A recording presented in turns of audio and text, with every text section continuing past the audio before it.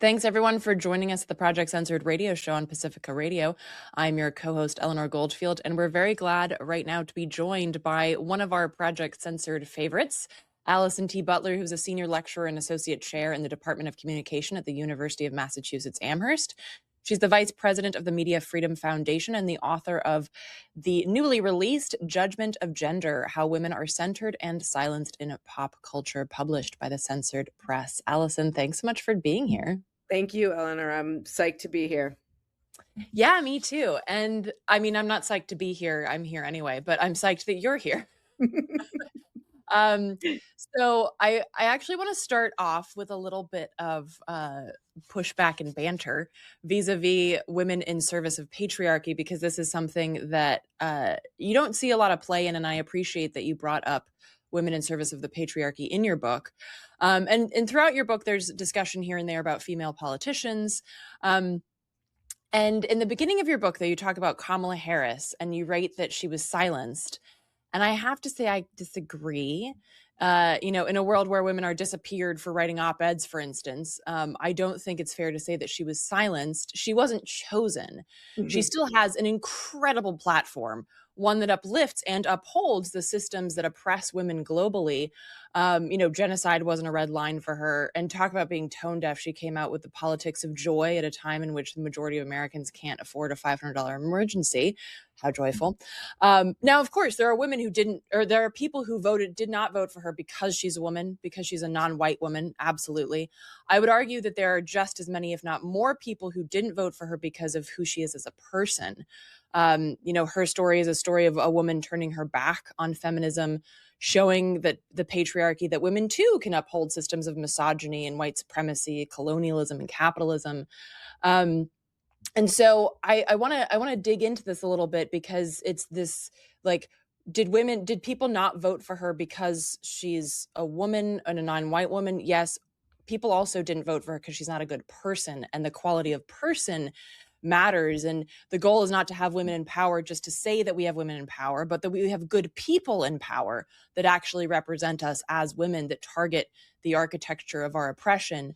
So much like, how abortion consistently appolls positively with Americans, we can't say that everyone who didn't vote for Kamala has disdain for women or has disdain for non-white women. And there's nuance here, right? And a lot of that nuance rests on the shoulders of women who do uphold the patriarchy, which, again, I know that you discuss in your book. So I was wondering if you could speak a little bit to this kind of girl boss framing that we see a lot of, right? This idea that women reaching to the top of patriarchy, the top of these systems of oppression, that this is framed as a win for women. Yeah, absolutely. First of all, I'm super excited to engage in the banter and the pushback, because I think it'll be an opportunity to model the ways in which we as a society and people in conversation can have different opinions about things without actually harming each other, right? Like, oh my goodness, if we agreed, I don't know if you've watched Pluribus or if this is going to take us too off topic, but like, we see in Pluribus an example of like what a hive mind of the planet would look like. And it made me crave healthy disagreement. So I'm super psyched about this. I don't disagree with you. I don't think you're right. Kamala Harris has had and remains to have a huge platform. And I do think that she was somebody that on a certain level played the game, as it were, of patriarchy, right? She used some of those tools to her advantage. I think part of my reasoning for saying that she was silenced, and particularly by the presidential election, was the sort of immediate response after, at 11 o'clock that night, at 6 a.m. the next morning, right after election, was all the things that she had done wrong. And I'm not here to say that she hadn't done stuff wrong. And there were definitely things about her potential policies that I thought were going to be horrific. And I certainly never believed or vibed with the protest signs that said, if Kamala Harris were president, we'd be at brunch right now. But I think my articulation of her being silenced was that we weren't talking exclusively or fairly or centering the work of the larger system. It was her. It was everything she had done wrong. It was everything she was going to do wrong, versus what is going on in our system and in our structure that makes it okay for us to put 1,000% of this on her versus on some of the bigger issues. Your point here is that, or what you said here is that a lot of people might have not voted for her because, I mean, we won't really know, short of, everybody suddenly really openly admitting why they voted for anybody or didn't vote. But, the potential of somebody not voting for her because she's not a good person. I think we've shown as a nation that we are willing to vote, eager, in fact, to vote for bad people, but we seem to be more comfortable voting for bad men than for bad women. Yeah, I would agree with that. I think we're living with that right now. And I mean, as the and I don't want this to turn into like an election conversation because good Lord, we don't need another one of those. We But do not need them. the majority of people voted by not voting at all, Correct. basically. Yeah. And I think that is also super telling and a larger indictment of the larger system, as you pointed out. And with this, you talking about the centering and silencing, which is really kind of like the crux of your book. And I do this every time I interview somebody who's written a book. It's like, y'all read the book because like you wrote a book. We're trying to get into it in like 30 minutes. It's ridiculous. So, but with that, I just want to talk about this kind of seemingly contradiction or juxtaposition of centering and silencing. And I'm wondering if you could just get into a little bit of this, like, oh, but that sounds like it's two opposite things. And yet this is really the crux of your book. And I was wondering if you could talk just briefly about that before I get into some more of the nuts and bolts that are in your book. Sure, sure. So I think if we look at, the population of women, if we look at the spaces that women take up in popular culture, women and girls, if we look at the texts that are about women and girls, there's a lot, right? Women are not invisible in popular culture. But the way in which I sort of wrestle with that contradiction of being centered and silenced is how those stories are being told. So women can take up a lot of space. We can see women, we can read about them, we can hear them. But at the same time, how are those stories being told, right? What is the focus of it? And part of the reason why, there's a lot of famous women in the book is because we get their stories repeatedly, right? Britney Spears, for example, is somebody who has been in the public eye, has been famous since she was a teenager. But up until the dissolution of her conservatorship and the publication of her own memoir, it was all stories about her. Britney Spears as a person herself was silenced, despite the fact that she was just overwhelmingly in the public eye. She wasn't able to tell her story, right? And so that's one of the, like, that contradiction is something that I wanted to sort of really dig into, both with famous women like Britney Spears and then women kind of thrust into fame by some sort of event where the control of their stories, the control of their narration, excuse me, was outside of their sphere, that they didn't have a say in it. We seem to be very comfortable as a society making decisions about other people that we don't know, right? One of the things I say early in the text is that despite all of this representation, despite all of this, all of these stories, despite all of the stuff that I read and watched and listened to for this, all we really have with our celebrities or people thrust into celebrity is a parasocial relationship, right? We don't actually know them.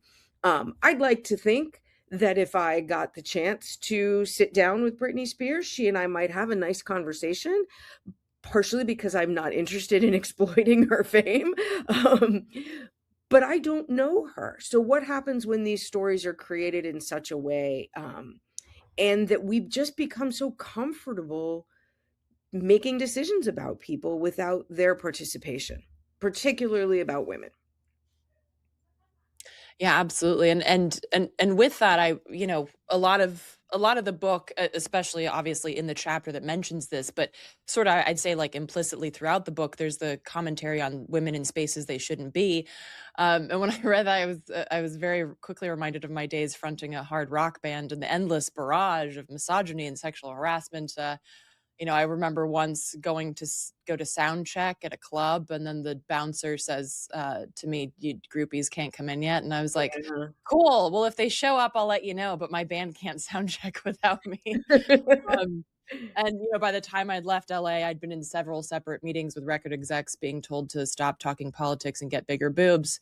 So, this is an experience that I think any woman in these spaces that are not meant for us or whatever can speak to. And yet, as you point out in the book, like women are supposed to be in music, but just not the way that you want to show up, right?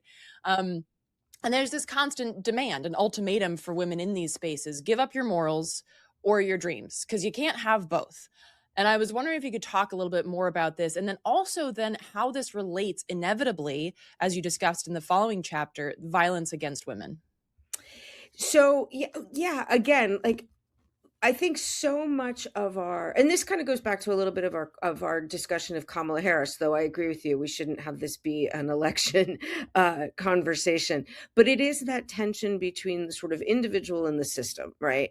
And if we look through like the lens of capitalism or through the lens of neoliberalism, certainly through the lens of industrial age or the rise of capitalism, like the propaganda around that, we start to see the ways in which women and men are separated. And I'm using a gender binary here on purpose because of the time that we're talking about. That to construct a workforce that is leaving the home and going to a factory, for example, we have to now have a workforce that does that, right? Which is very different from an agricultural workforce. And so you have to make people different, and patriarchy settled on making women different, right? Leading into violence against women. When we look at indigenous populations, who in American history we tend to treat as one large homogenous group versus the wide variety of different, uh, you know, different people, different cultures, different expectations, etc. And some of the stuff that I read, particularly about violence against Indigenous women, painted a kind of interesting counter narrative in history that, like, the colonizers saw how revered women were in multiple Indigenous communities. And therefore, the easiest way to destroy that is to destroy its women, right? To destroy the women, and to destroy, therefore, by destroying the women, to destroy the potential next generation, right?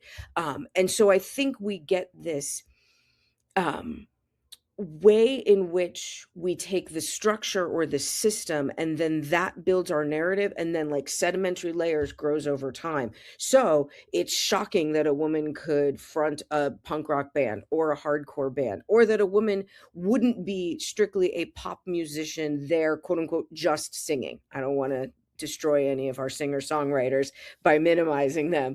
But somehow the idea of attaching an instrument to a woman, a guitar, a drum set, is like, whoa, we can't do that, right? And so when we kind of mix around at those edges, when we push back on that a little bit, it, if we keep kind of unpeeling it, we can see the sort of systemic way, the structural way that those narratives have been both written and maintained over the generations. So that, younger women today, they are born into thinking that this treatment is normal, and it takes a while to learn how to push back against that. Yeah, and I mean, even just the kind of the framing of like, people say, I don't want patriarchy, I want matriarchy. And the problematic framing of saying, oh, well, then that just means that women are in control and the power dynamic remains the same, but you have women in control. When in reality, if you look historically, like you mentioned, matriarchal societies, it was not this kind of power structure just with women at the top. It was matriarchy really meant like looking out for children and the elderly and making sure that people's needs were met. So it is in fact not just a flip of the gender at the top. It's an inversion of the entire system. Yeah. But that speaks so much to our propagandization and the framing that we're programmed with to think, oh, well, matriarchy must just be patriarchy, but with like a woman at the top. No. Yeah, I mean, that's the thing is we have to get outside of it's so tricky, right? It's so tricky to get outside of the oxygen we breathe, particularly if it kind of works for us, right? So yeah, I think the easiest thing to say is, oh, matriarchy must be just a flip, but it's not. The way in which we live in the world, what our society teaches us to value, we would have to look at it totally differently, right? I'll give a completely non-gendered example here, something I just learned last week, but it's been running around in my brain. I was learning about saguaro cactus last week, and they're fascinating. Fast, I mean, talk about living in a hostile environment, right? And one of the things that the native populations of the Sonoran Desert, their traditions are to let the animals feed off the cactus first, right? It's the way more cacti are getting made, it's their nutrition, etc. It is to decenter the human and to look at things differently, right? It is to have a respect for the fact that we are all kind of in this together. Matriarchy is not flipping the script and just reorganizing the power structure. It's saying we got to look at things differently. We don't need to be the center of it, or we need to centralize other types of relationships, right? When we think about our kind of Judeo-Christian nuclear family, and then we tend to put our old folks in homes, what if we had a different structure of the family where we did have aunts and uncles and cousins and brothers and sisters and grandparents and babies, and we were all kind of collectively caring for each other? That's what matriarchy is not asking us to flip it over. It's asking us to kind of twist it around, if I can butcher the metaphor a little bit, and to say, yeah, no, we just got to look at this really differently, and to maybe decenter ourselves as a way of recentering humanity. Mhm. Yeah, absolutely. And with that kind of recognizing the different relationships and the myriad, something that you also point out are the intersections of womanhood. Womanhood is not monolithic. It's not monolithic experience, and it's not monolithic in how it's silenced or oppressed. And in the book, you talk about Anita Hill, and you quote her when she was speaking of the sexual harassment she experienced with then and current Supreme Court Justice Clarence Thomas. By the way, just a side note that's not really a side note, Biden was in charge of those hearings and later Yes. said that he wished that there was something he could have done about the situation as if he weren't in charge. Yeah. Um, Sure. Anita Hill, what? I mean, sure. I wish you could Yeah. have done something. I wish we could find the person in charge. Damn. That would be amazing. Uh, but I mean, and also this is a through in your book too. It's like useless men who are in charge saying that like, oh, I don't have the, I wish I could help you, but Um, but Anita Hill said, quote, "We were all roughly the same age at the time of the incidents, all younger than Thomas." And she is speaking about, again, Clarence Thomas. "We were all single women and thus could be easily viewed as vulnerable. We were all from Southern or rural backgrounds with relatively few connections to power in Washington, and we were all Black," end quote. So I was wondering if you could talk about, because she just mentioned obviously several intersections of womanhood there. And I was wondering if you could talk a little bit about how these intersections can then also be weaponized against women, including by other women.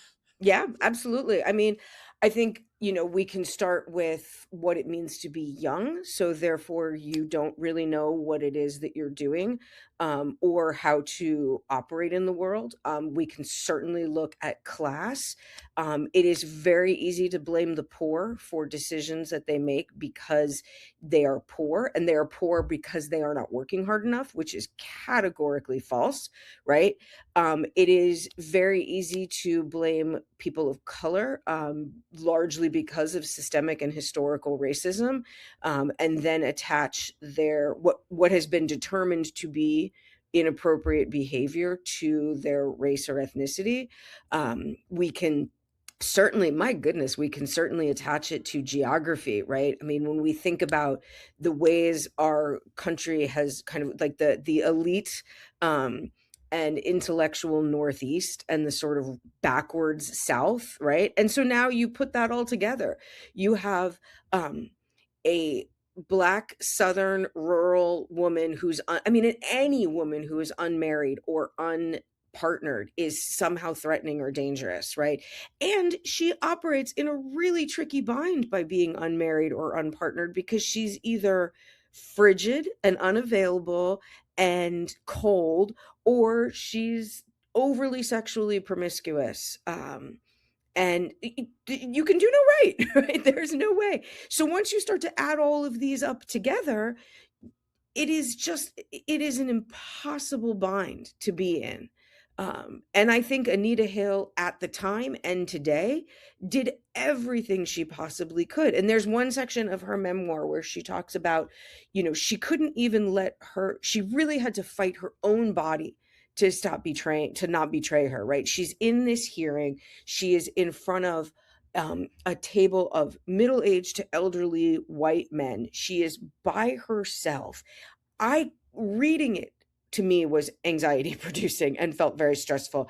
And she is telling us, the reader, like she was like begging with her body to not betray her, right? Don't start sweating, right? Don't be a little antsy, because then it's a sign of weakness. Like there is just no way out.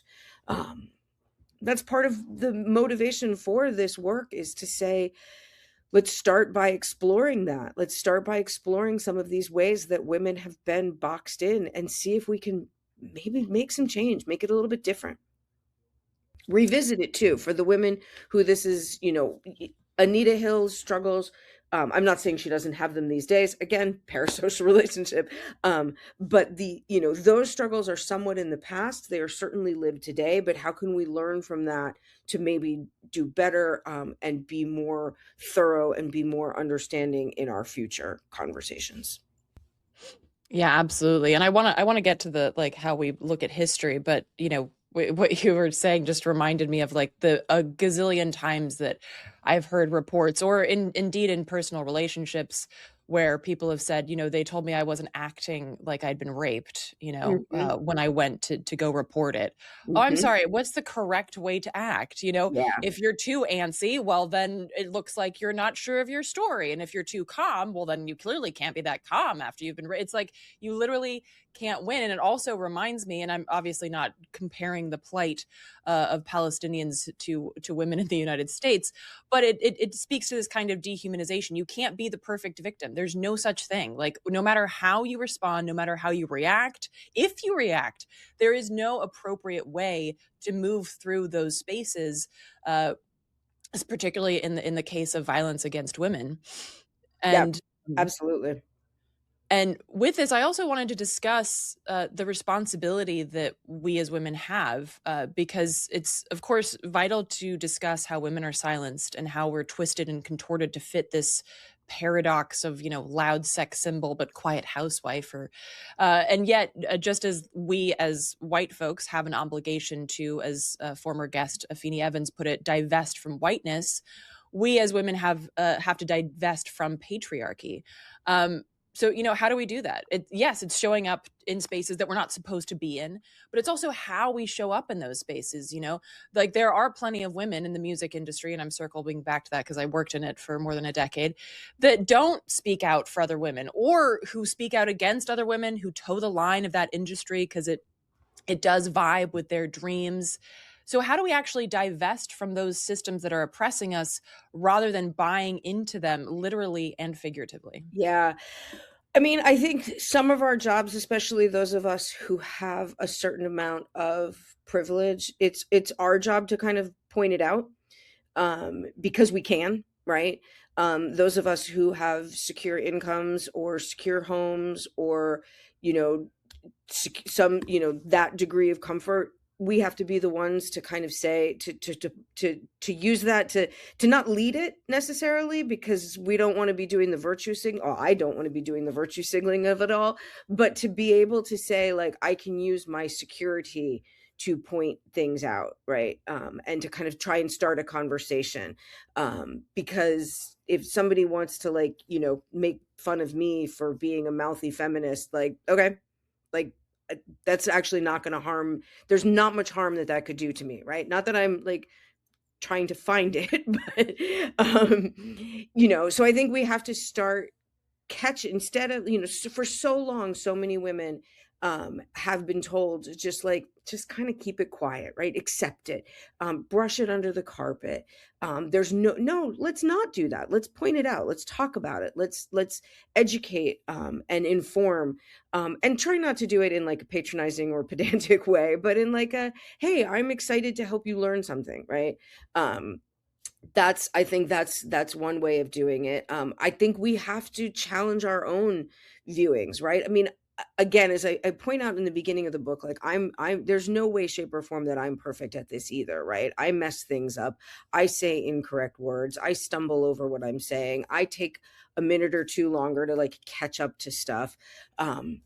I'm okay with that, because what I'm trying to do is to keep learning, right? So we want to sort of keep being curious, keep being inquisitive, keep supporting folks, as don't tell people that they were late to the party, just thank them for showing up, I guess, a little bit, right? Keep the conversation going, and then it's never about one thing either. So, like, to your point about, women who have suffered sexual assault who are told that they're not behaving correctly. There is no correct behavior, right? But women also, like, one of the things that is so clear from our pop culture treatment of women is that women aren't allowed to be complicated, right? And I think what we have to start recognizing is that, hey, women can be complicated, right?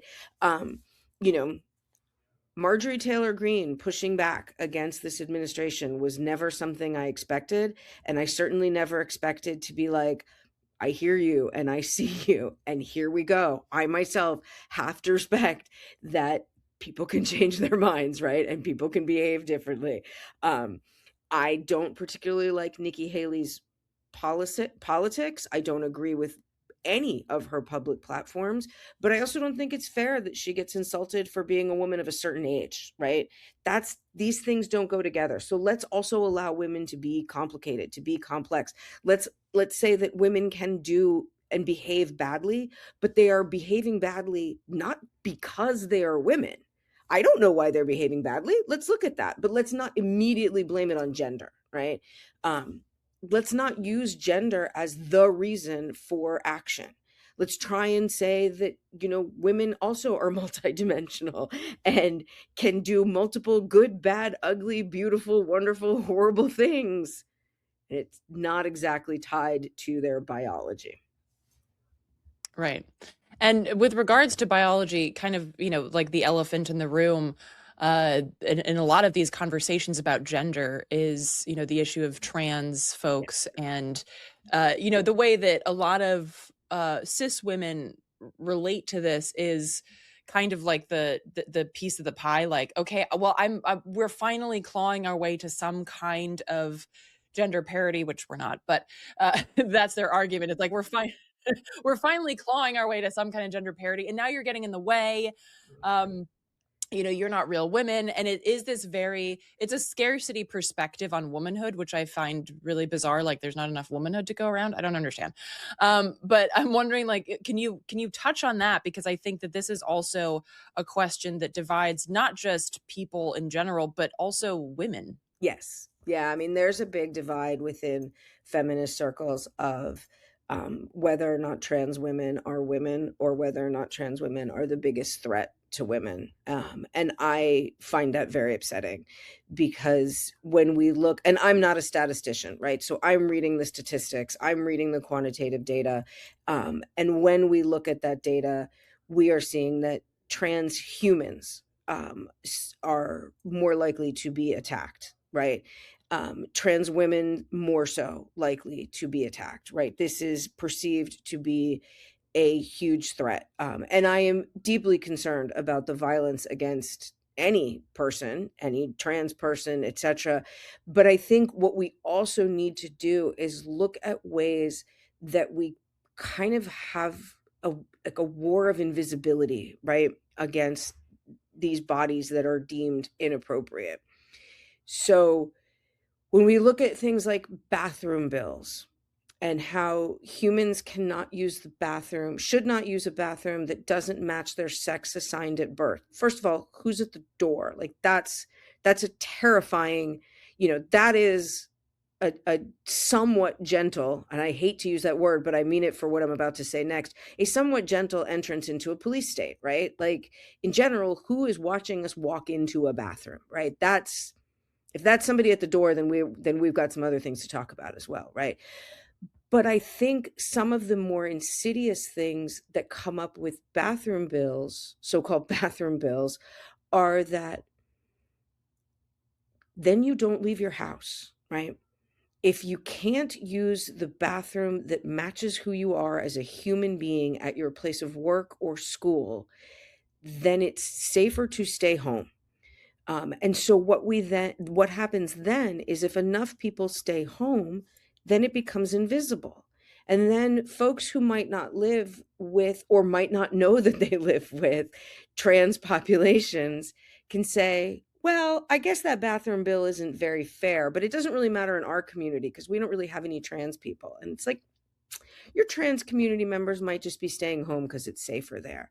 And so for the rest of us who might not be seeing that, we can maybe say, I guess that doesn't have to be my fight. I guess I don't have to worry about that because that's not here in my community. My community, I have to worry about potholes. I have to worry about the fact that that stop sign fell down and we need that stop sign, right? And so we get lulled into, without even being transphobic, we get lulled into that invisibility, and that I find terrifying. Um, I think when we have a culture that talks a lot about something like, Holocaust denialism, for example, we give oxygen to that, and then over time that oxygen says, oh well, maybe that just wasn't that big of a deal, right? And so we get to start to minimize, and that's really dangerous, because then what we have to do is it becomes even less safe for people to be who they are and to fight back against oppression. And so it does have to be our community concern. And we do have to make places safe. And I don't mean that in the, woke virtue signaling kind of way. I mean it for real safety, right? For absolute real safety. And so I worry deeply about violence, but I worry almost more so about ignoring bodies away.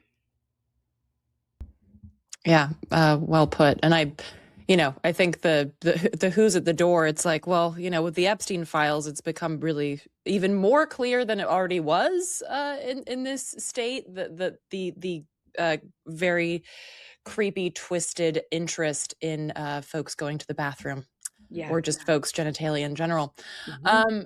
And I want to wrap up here with, Rebecca Solnit said that we're in a storytelling crisis, and the importance of telling stories that uplift certain people, right? And I think even with women, like, we are taught about Barbara Bush and Hillary Clinton, but in school I was not taught about Ella Baker. I wasn't taught about Emma Goldman. Or what about Zheng Yisao, who was a Chinese pirate leader in the early 19th century and is considered like one of the most successful pirates ever, which is totally amazing. She commanded 80,000 pirates. Like, that is so cool. Didn't learn about her either. We have a system that promotes, again, like the women who are in service of the patriarchy, or it's like this single woman like Rosa Parks who just on her own one day decided not to move seats.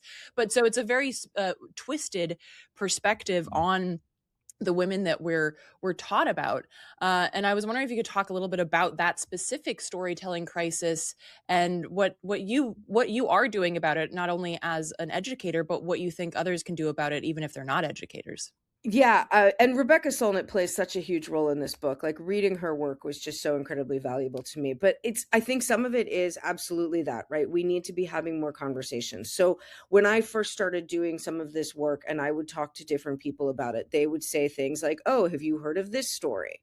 Or have you heard of that person?" And just as often as not, my answer was no, because I'm not really on TikTok, or no, because, I don't really follow long distance running. Or, so I'm learning about women athletes, or, TikTok influencers, which quite frankly still really confuse me, but okay. Um, Keep telling those stories, right? Let's keep telling those stories. Let's keep sharing those stories. Certainly one of the things that I try and do with my students is share with them things, from the days of yore, to say, like, hey, this is how we got to where we are today. Like, today didn't just happen, like, because we're here. Like, and what happened before you were born actually matters for today. um but yeah, start telling those stories and start trying to share stories that are good and that are wonderful, right? So I point out in the book, in my conversation on missing and murdered Indigenous women and girls, is stories that push back against that. And there's a great TV show called, it's on Hulu, it's called Reservation Dogs.